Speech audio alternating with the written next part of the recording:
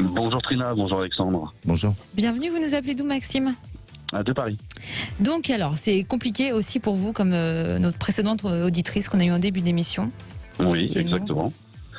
Moi je suis gérant dans la restauration. Donc comme tous les autres restaurateurs, on est fermé là depuis 2 mois, après avoir subi un premier confinement de 3 mois en début d'année.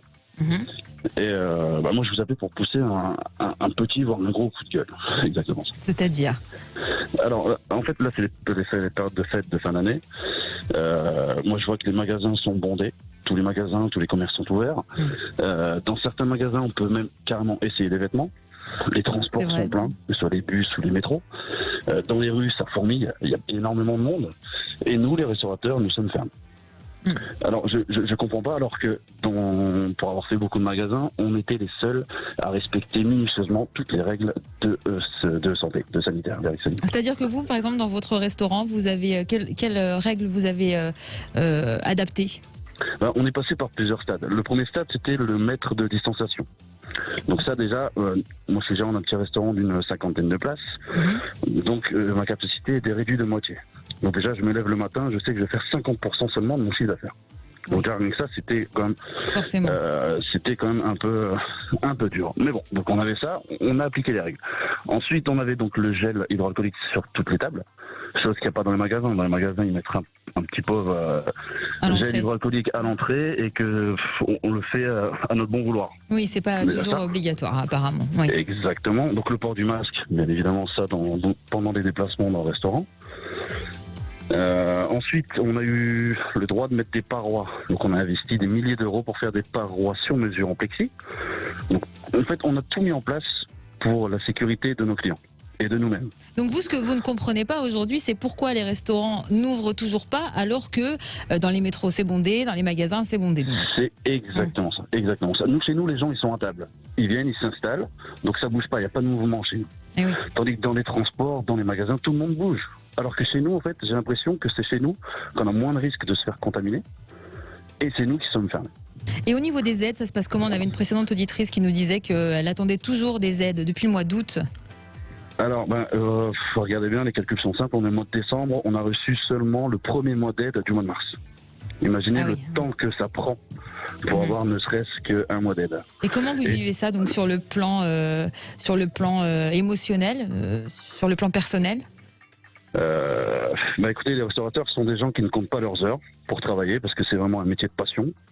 Et là, on nous lie les pieds et les mains. Donc, imaginez plus le confinement. Donc, on est comme, moi, je me sens comme une bête en cage qui ne peut plus rien faire. Je comprends que beaucoup de personnes dépriment.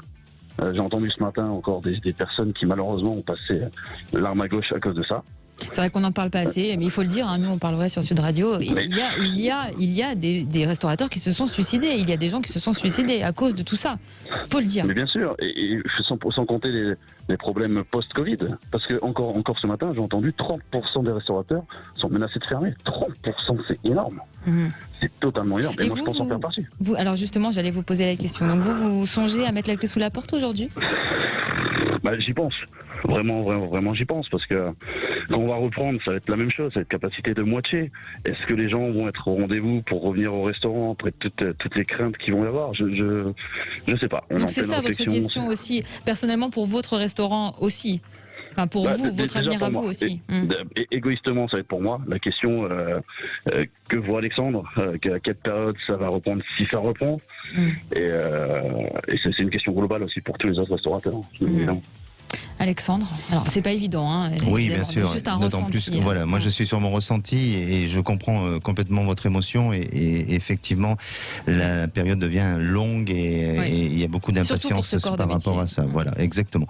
Alors pour moi, bien entendu que ça, à un moment donné il y a une reprise et puis il y a ceux qui se relèvent pas et puis il y a ceux qui vont se relever. De ce que je ressens pour vous vraiment Maxime, c'est que vous êtes dans une activité ou dans un la situation géographique de votre restaurant peut vite repartir, c'est-à-dire que soit il y a une zone avec une concentration, vous voyez, de gens, ou en tous les cas de passage, et qui peut permettre de relancer un petit peu l'activité. Donc, pour moi, il n'est pas question aujourd'hui de mettre la clé sous la porte, et au contraire, il faut gagner de la force. Alors après, il y a d'autres peut-être moyens par du système de traiteur et tout ça, mais bon, c'est pas à moi à vous suggérer tout ça, mais je sens que à partir de février, il y a une possibilité, il y a des ouvertures possibles qui s'annoncent pour vous, et surtout, dans votre cas à vous, ça va être une période de remise en question importante. Alors, même si votre affaire, elle peut, survivre et redémarrer, je crois qu'il y a une lassitude, et vous allez songer à faire autre chose et à partir sur un autre projet, sur quelque chose de différent. Alors, peut-être dans un même secteur d'activité, mais peut-être différemment. Vous avez déjà songé à ça, Maxime ? C'était ma deuxième question. Donc, il n'y a pas un secteur ou peut-être que vous avez déjà pratiqué avant, auquel vous voudriez revenir là, sincèrement, je pense plus à fermer qu'à essayer de me reconstruire autrement, mais sincèrement, je sais pas. Je sais pas. Parce que le métier de service, ça reste une passion, donc. Bien sûr, c'est une vocation même. Oui, effectivement.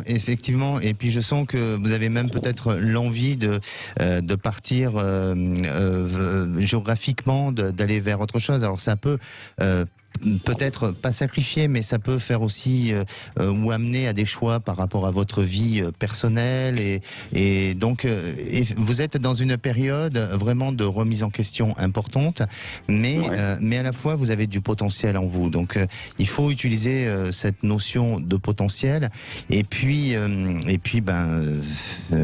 quoi vous dire, résister, voilà. C'est compliqué parce qu'en même temps, si on vient fermer, ça veut dire que j'aurais perdu la bataille, et vous savez, c'est un peu compliqué.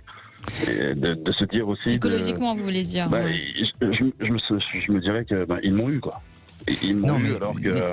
Pour moi, et pardonnez-moi, vous n'avez ni perdu ni gagné. Aujourd'hui, il y a une crise sanitaire qui s'impose, donc il n'y a pas de gagnant ni de perdant dans cette histoire, même si au bout du compte, effectivement, il y en a qui perdent. Mais ce que je veux dire dans cette notion-là, ne soyez pas dans ce sentiment d'avoir perdu. La seule chose, c'est vous devez effectivement vous reconstruire, et vous allez vous reconstruire. Mais on peut comprendre. On peut comprendre d'avoir ce sentiment-là. C'est légitime pour Maxime et tous les restaurateurs qui nous écoutent. Évidemment. C'est tellement difficile. Ça semble cruel. C'est même cruel. Mais bien sûr. Et puis vous, Maxime, de ce que je ressens, c'est que vous allez rebondir. Donc il y a de la chance. Il y a un facteur chance qui fait que votre activité va vous pouvoir redémarrer, parce que vous êtes dans un endroit où ça peut. Il y a du passage. Ça peut se redynamiser. Mais c'est exactement ça. J'ai la chance d'être dans un restaurant qui est sur Paris même. Du coup, effectivement, le monde va revenir, mais quand on pense à tous les autres qui sont en province ou qui sont dans des lieux pas forcément touristiques, ça va être compliqué pour eux, encore plus. Les conséquences sont énormes, et dans d'autres secteurs d'activité aussi, mais c'est ainsi pour l'instant. Oui. En tout cas, on vous souhaite beaucoup de courage, Maxime. Merci beaucoup pour votre témoignage. Merci à vous. Passez une bonne émission. Merci. À bientôt, Maxime.